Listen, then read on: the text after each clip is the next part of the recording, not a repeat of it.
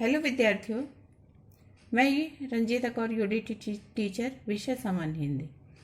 ज्ञान वर्ष चैनल में आपका स्वागत है। इस में आपको अपने पाठ्यक्रम से संबंधित सभी शिक्षण सामग्री, स्टडी मटेरियल लिखित और मौखिक रूप में मिलेगा, जिससे आपका अध्ययन सहज और सुविधाजनक हो सकेगा। अगर आपने अपने मन को स्थिर एकाग्रचित किया और सुनने, समझने और देखने का प्रयास किया, तो मुझे आशा है कि आप लोग के लिए यह वीडियो अत्यंत ही उपयोगी सिद्ध होगा। आइए अगले पाठ की शुरुआत करते हैं। देखिए, लघु कथाएं, जैसा कि शीर्षक है इसका, जैसा कि नाम से स्पष्ट होता है, छोटी कथाएं, छोटी कहानियां। और ये लघु कथा हिंदी साहित्य, हिंदी लिटरेचर है जो उसकी नई विधा है। अपने गद्य की विधाएं पढ़ी थी ना, कहानी, एकांकी, उपन्यास, नाटक, ये वगैरह। तो ये क्या है, ये नई विधा है, उसमें जुड़ी है। आज छोटी छोटी कहानियां हैं जो वो अनेक पत्रिकाओं में प्रकाशित होती हैं। बड़े बड़े कथाकार, कहानीकार आज लघु कथाओं को में रुचि लेने लगे हैं, क्योंकि आज व्यस्त युग में जब आदमी बहुत बिजी है, इस युग में पाठक लंबी कहानियां नहीं पढ़ना चाहता, ना उसके पास समय है, ना वैसी सोच उसकी रह गई है। वे ऐसी कहानियां, छोटी कहानियां पढ़ना चाहता है जिसमें जीवन का के लिए कुछ सीखा जा सके, जीवन का कोई संदेश, मैसेज मिले जीवन के लिए। ऐसी कथाएं वो पढ़ना चाहता है। तो इसी लोग पाठकों की इस रुचि को समझकर आज बड़े बड़े कहानीकार इस ओर जा रहे हैं और लघु कथाएं लिखना प्रारंभ किया है। लेकिन इसका लघु कथा का उद्भव, प्रारंभ, स्टार्टिंग है वो 1901 से मानी जाती है। माधव राय जो पहले लेखक थे, जिन्होंने पहली लघु कथा एक टोकरी भर मिट्टी लिखी थी।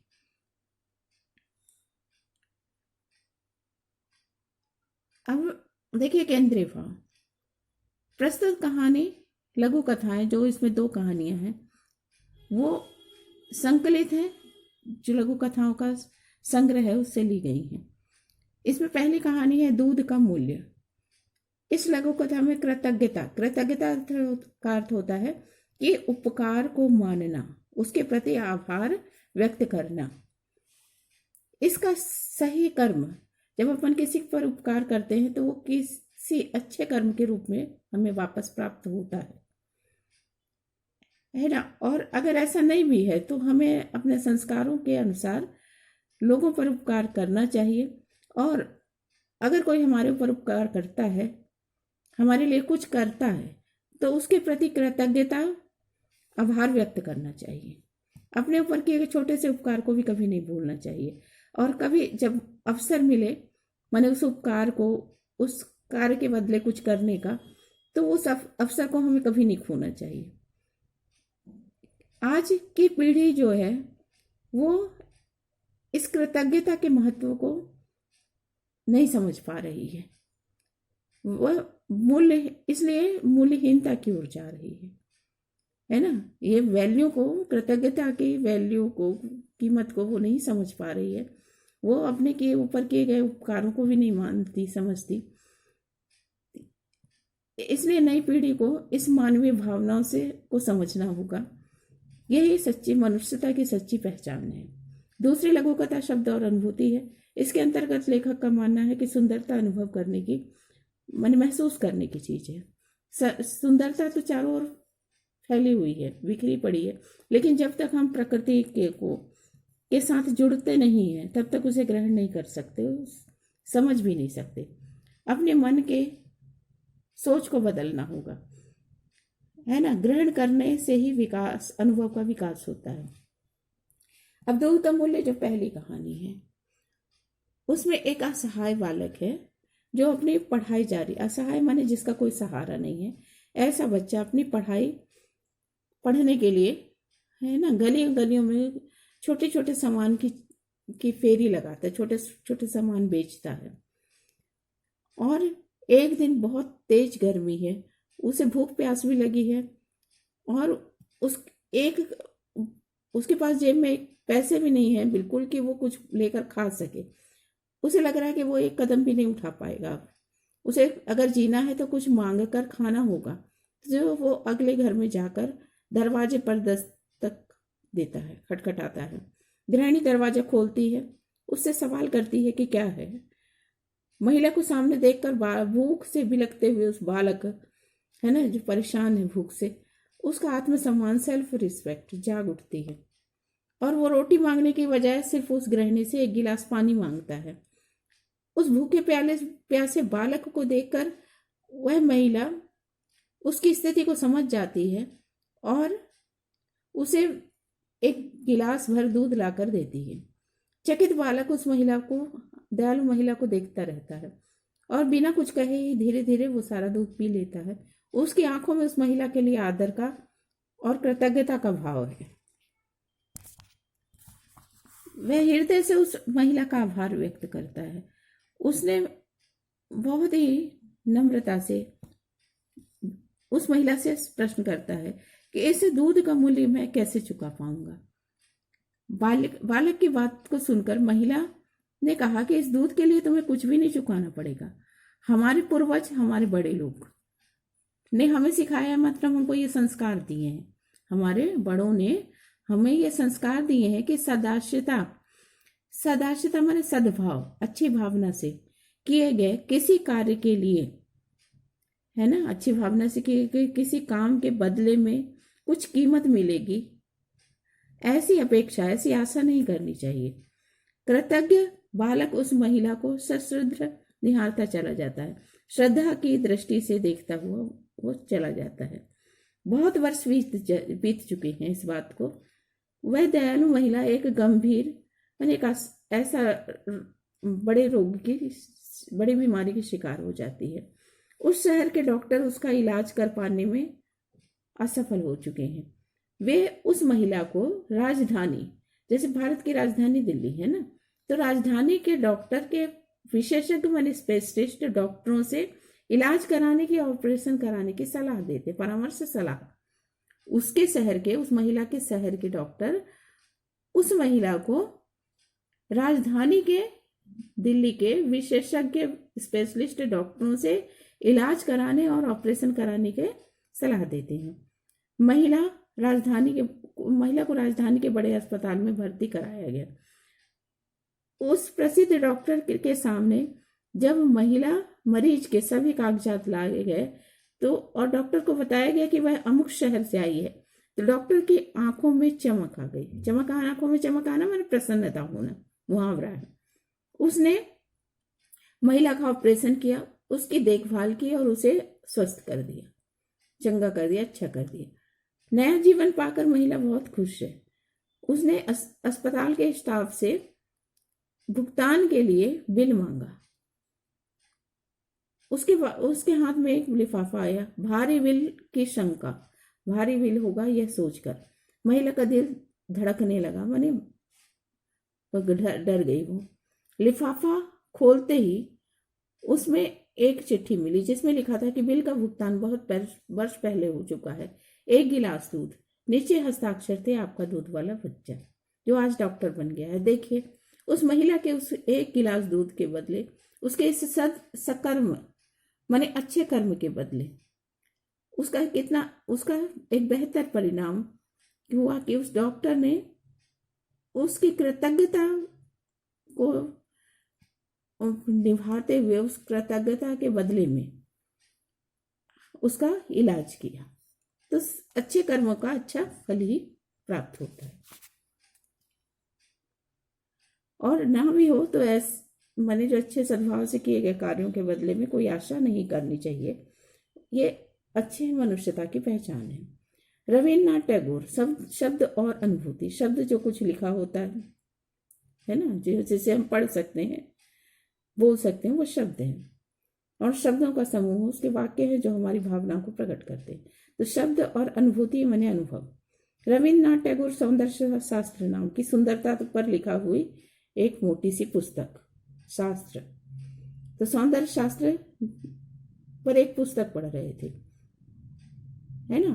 देखिए पुस्तक रविंद्रनाथ टैगोर सौंदर्य शास्त्र पर पुस्तक पढ़ रहे थे। बहुत ध्यान से पढ़ते हुए वह जानने चाहते थे कि आखिर सुंदरता क्या है। आधी रात बीत चुकी थी। पूर्णिमा की रात थी। पूर्णिमा की रात जब चांद पूरा होता है। उन्हें नींद आने लगी, है ना। उस पुस्तक को पढ़ते पढ़ते नींद आने लगी, ऊब भी होने लगी, लेकिन उनको समझ में ये नहीं आया कि सुंदरता क्या है। जब वे शांत हो गए, मैंने थक गए, तो उन्होंने मोमबत्ती को बुझा दी। उस वक्त लाइट नहीं होती होगी, बिजली। तो जैसे ही उन्होंने मोमबत्ती बुझाई, चांदनी उनके दरवाजे और खिड़की से होती हुई कमरे में आ गई। सारा वातावरण ज्योतिर्मय माने प्रकाशित हो गया। सारा कमरा उनका आसपास सब कुछ प्रकाशित हो गया। उन्होंने खिड़की से बाहर देखा तो ऐसा लगा चांद उनसे बातें कर रहा हो, कह रहा हो कि मैं तो बहुत देर से तुम्हें याद कर रहा था, पर तुम थे कि किताबों में डूबे हुए थे। एक ठंडी हवा का झोंका आया और उनका तन बदन चांदनी से, जो पूरे पूर्णिमा की चांदनी थी, उससे नहा गया। इस प्रकृति के मनोहारी, मन को हरने वाले, मन को प्रसन्न कर देने वाले, हर लेने वाले, मोह लेने वाले इस सुंदरता को देखकर वो इतने इसके अभिभूत हो गए, इसके वश में हो गए कि उनके मुख से अचानक ही निकल आया, है ना, इस सुंदरता में खो जाना, वशीभूत हो जाना। तो वो उनके मुंह से अचानक निकला कि यह है सौंदर्य। वे कक्ष से बाहर आए, छत पर आ गए। कक्ष माने अपने कमरे से निकलकर छत पर आए। उन्हें लगा कि वो चांदनी की झील में जैसे नीचे उतर रहे हों। अब समझ में आया कि शब्द तो केवल माध्यम होते हैं, है ना, जरिया होते हैं, माध्यम जरिया होते हैं। मुख्य बात तो अनुभव प्राप्त करने की है, जिससे गुजरना होता है। और जब तक हम उस कार्य को करते नहीं है, तब तक अनुभव प्राप्त नहीं होता। शब्दों पर ठहर कर कभी भी अनुभव नहीं हो सकता। इसलिए यात्रा के आरंभ शब्दों से होता है, लेकिन ये यात्रा का अंत नहीं हो सकते। अंत में अनुभव ही काम आते हैं। यह बात सिर्फ सौंदर्य के संबंध में नहीं है। जीवन का कोई भी क्षेत्र हो, उसमें यही सिद्धांत, यही नियम काम आता है कि हम जो कुछ भी पढ़ते हैं, जब तक उसको कार्य के रूप में करके नहीं देखते, तो उसकी अच्छाइयाँ, बुराइयाँ, उसकी सफलता असफलता हमारी समझ में नहीं आ सकती। जैसे आपको अब बताऊं एक एग्जाम्पल के तौर पे, कार कैसे चलाते हैं आपने पढ़ लिया, आपने किसी कहीं पर लिखा हुआ पढ़ लिया कि कार कैसे चलाते हैं, लेकिन जब आप कार पर बैठोगे, उसे चलाओगे, तब क्या सही हुआ, क्या गलत हुआ, किसको मैंने उसके संबंध में पूरी जानकारी आपको चलाने के बाद ही अनुभव होगी। और ऐसा ही आपने अभी लॉकडाउन में व्यंजन बनाए होंगे, तो आपने जब व्यंजन बनाया तो क्या कमी रह गई, आइंदा आने वाले समय में आप क्या उसमें सुधार करेंगे, ये सब आपको बनाने के बाद अनुभव, माने अनुभव होने के बाद आपने उसको करके सीखा। तो सीखना आवश्यक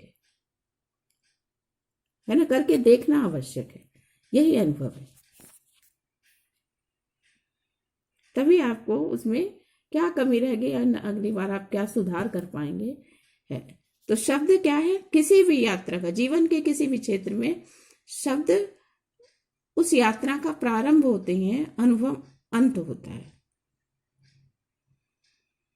ये देखिए, अगर आपको शब्दार्थ देखने हैं तो भाव विस्तार का क्या मतलब होता है कि इसमें जो मूल भाव है, जो लेखक कहना चाहता है, कवि कहना चाहता है ना, क्योंकि एक लाइन का भी हो सकता है, कविता की लाइन का भी हो सकता है, लेख कहानी किसी की भी एक लाइन हो सकती है, 2-3 लाइन कविता भी हो सकती है, जिसका भाव विस्तार या पल्लवन माने बढ़ाना, विकसित करना, है ना, ऐसे इसको बढ़ाया जाता है। जैसे पहला है, इसकी एक लाइन को आप 2-3 लाइन में बढ़ा दें। सदाश्यता की, जब अगर पुस्तक से हो तो पुस्तक के अनुसार भाव पल्लवन किया जाता है। पुस्तक से बाहर से अगर भाव पल्लवन आ जाता है, तो उसके मूल भाव को कि कवि क्या कहना चाहते हैं वो समझ लिया जाता है, और उस भाव के अनुसार अपने विचार लिखे जाते हैं, आपकी अपनी सोच लिखी जाती है। लेकिन ये कवि आपके पाठ से ही है, इसलिए पाठ के अनुसार करेंगे इसका भाव पल्लवन। सादाश्यता की किसी कीमत की अपेक्षा नहीं करनी चाहिए। तो सदस्यता माने सद्भावना से किए गए कोई भी कार्य के बदले में कुछ प्राप्त होगा, कुछ मूल्य मिलेगा, इस बात की आशा नहीं करनी चाहिए। क्योंकि अगर हमारे जो संस्कार हैं वो हमें यह नहीं सिखाते। दूसरा है केवल शब्द पर ठहर कर अनुभूति नहीं होती। तो यहाँ पर लेखक कहते हैं कि जो शब्द होते हैं वो किसी भी जीवन के किसी भी क्षेत्र में यात्रा का प्रारंभ हो सकते हैं, है ना। उसको पढ़कर हम कुछ समझ सकते हैं, लेकिन यात्रा का अंत पूर्णतः अनुभव, पूर्णतः उस चीज को जानना, सीखना, तो हमें अनुभव के द्वारा ही प्राप्त होता है।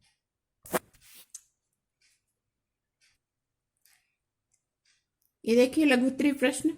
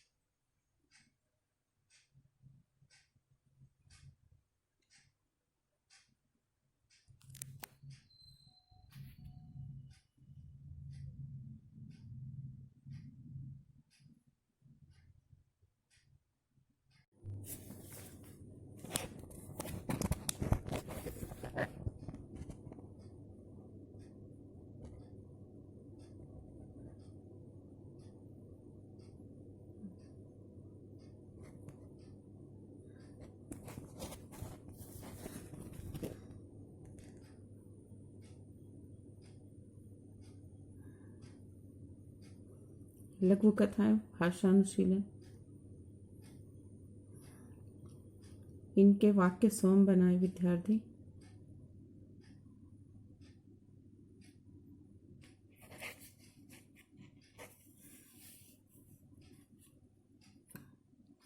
भिन्नार्थक माने भिन्न अर्थ रखने वाले। समुच्चारित माने समान उच्चारण वाले। समान उच्चारण होता है लेकिन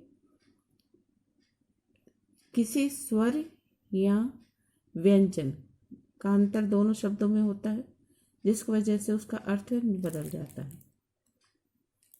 विस्मयादि बोधक वाक्य वे वाक्य कहलाते हैं जहाँ पर हर्ष, शोक, दुख, आश्चर्य, घृणा आदि भाव उत्पन्न होते हैं। तो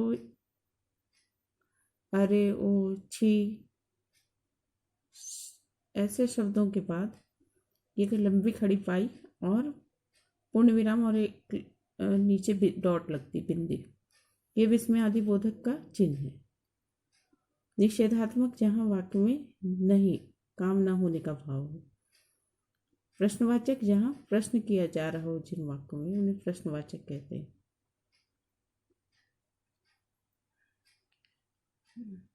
चलिए मन लगा कर पढ़ें।